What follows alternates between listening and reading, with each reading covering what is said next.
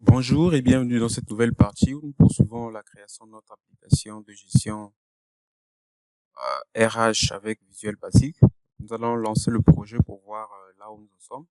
La dernière fois, on avait créé un menu à notre application. Côté employé, on a vu comment scanner comment générer le code QR et l'exporter. Donc voilà. Aujourd'hui, on va poursuivre avec le scan du code QR.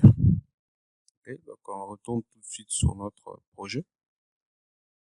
Voilà, je vais fermer ça également, ça également. Donc nous allons ajouter un formulaire. Clic droit, nouveau,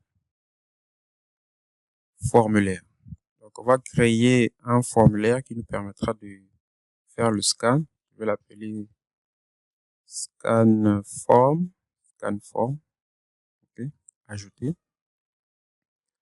Donc, ici, on va sélectionner notre menu, l'item, l'élément du menu ici, on l'appelle scan menu item. Et on va double-cliquer dessus pour gérer l'action derrière.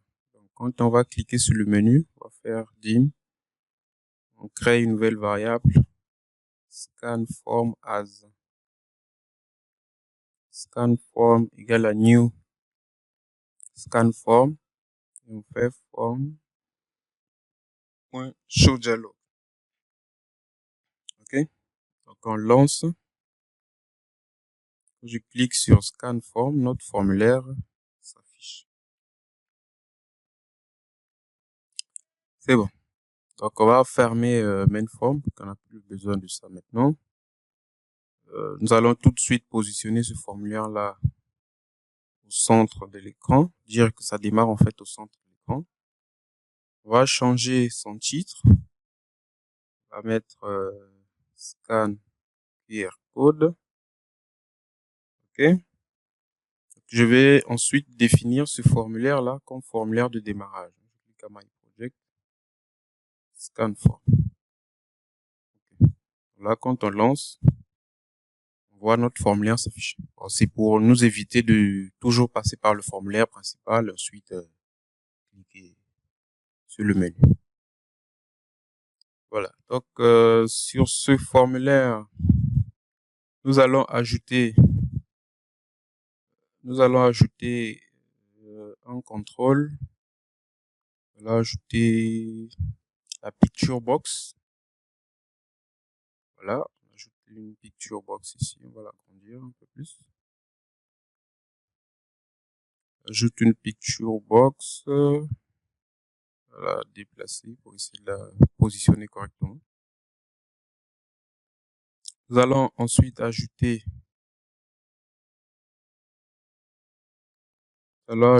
un combo box. Voilà. Et on va aussi ajouter un label. Ici, on va l'appeler webcam. Donc, voilà. On change sa police. 11.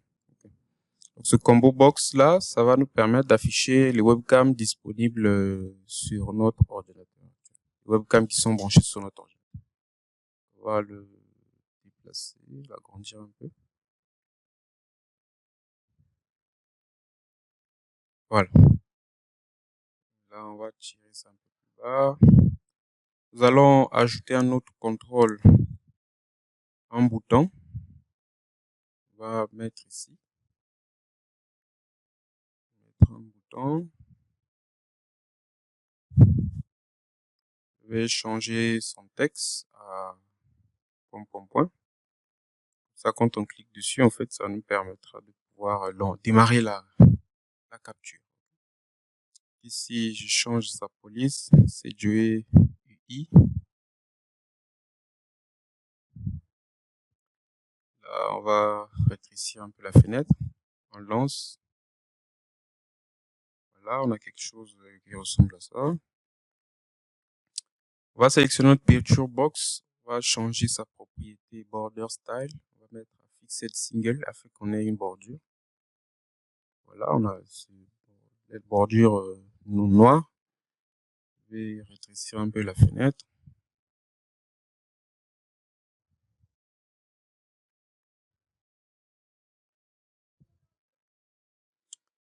Voilà. Pour le moment, je vais déplacer le bouton ci en bas. Non, on va le laisser là-haut. On va ajouter un autre bouton ici. Ajouter un autre bouton. On va changer son texte. On va mettre à commencer. Je suppose que quand on va cliquer sur ce bouton, on va commencer à détecter l'image qui est actuellement capturée par la caméra afin de scanner. Je vais voir, est-ce qu'on aura besoin d'un autre bouton?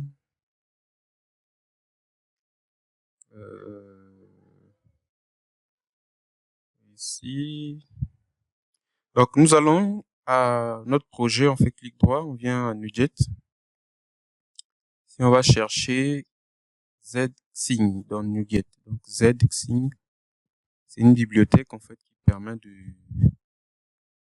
pouvoir capturer les images depuis notre web.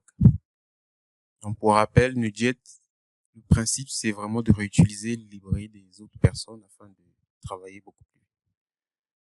Donc, on va ajouter Zxing, on va ajouter un autre. On va chercher Aforge.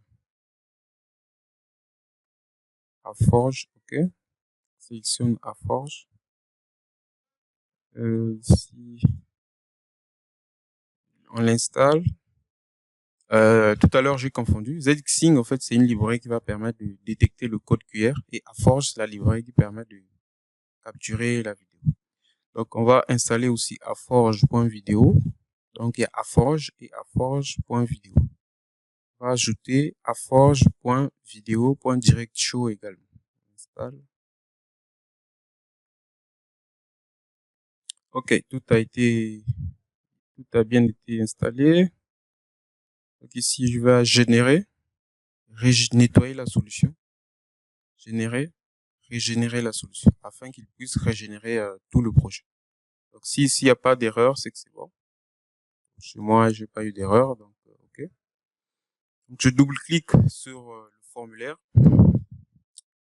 afin de gérer l'événement load qui est appelé quand le formulaire est affiché. Ici, je vais commencer par déclarer une variable dim capture device égale capture device égale new filter info collection. Ok.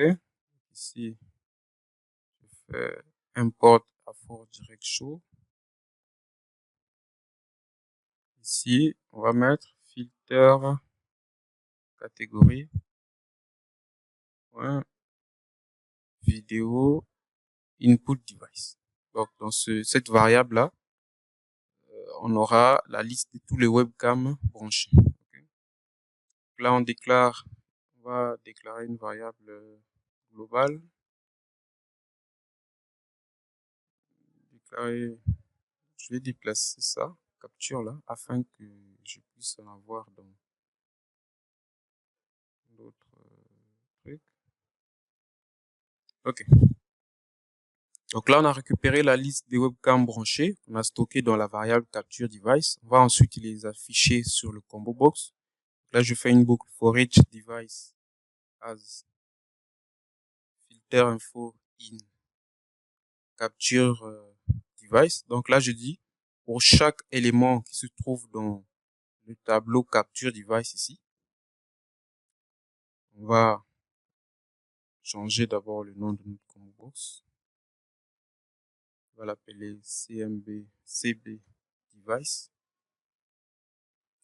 Donc ici, pour chaque élément se trouvant dans capture device, on va récupérer la combo box. On va lui dire d'ajouter un item. Donc, on prend device.name. Donc là, pour chaque élément qui se trouve dans la liste des webcams branchés, on ajoute cet élément-là dans la combo box. Un item, OK. Ici, on va dire combo box selected index égale 0. On va dire sélectionne le premier élément. Donc, si je lance, sur ma machine, il y a Integrated Webcam, c'est le nom de la webcam qui est actuellement connectée à mon PC. Donc, on voit bien que ça s'affiche.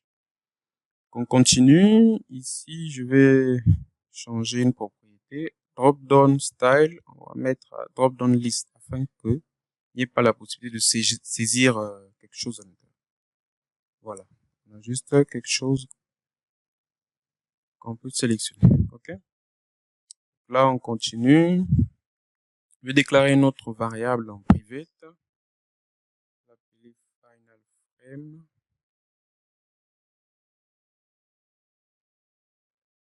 On va l'appeler ici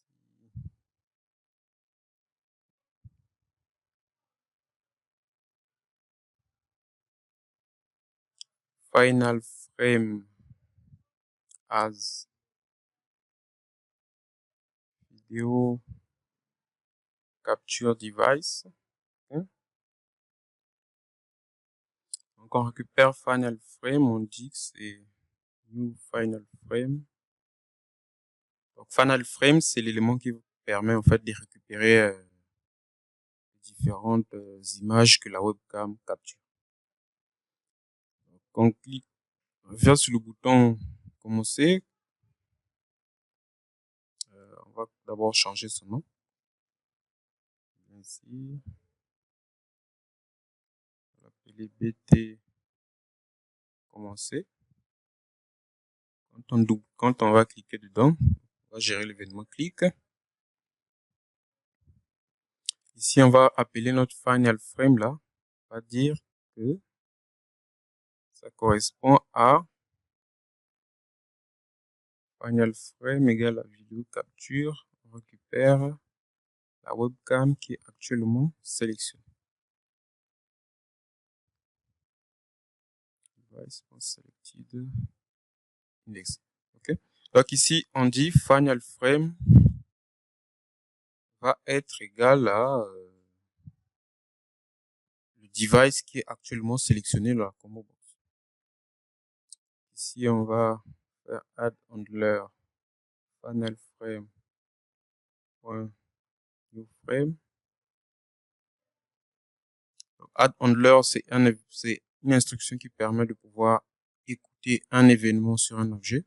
Donc, ce final frame là, il déclenche en fait l'événement new frame quand il capture quelque chose. Et add handler, avec add handler, on va dire que à chaque fois que cet événement là est lancé, on va appeler la fonction final frame new frame. Okay. Là, on fait start. Ici, attention, j'ai oublié la virgule à ce niveau. Ok. Voilà. À ce niveau, on va récupérer notre picture box ici. On va changer son nom. On va appeler ça pic caméra.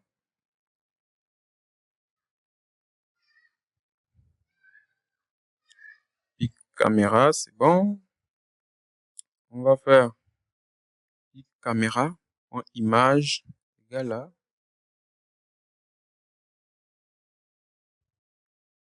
On va récupérer l'image, trycast, event axe, dot, frame, clone, en bitmap. Donc ici, on récupère la frame qui a été capturée. On va convertir ça en bitmap.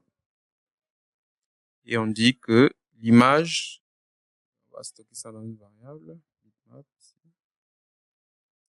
Bitmap, ok. On vérifie si bitmap n'est pas égal à nul. On fait picture caméra. Image égale à bitmap. OK. Voilà. Donc, j'inspecte si c'est tout bon. Je pense que c'est OK. On va lancer pour voir. Donc, on sélectionne la webcam, on clique sur commencer. Voilà. Il a activé la webcam et on voit les frames qui arrivent en fait sur la webcam à ce niveau.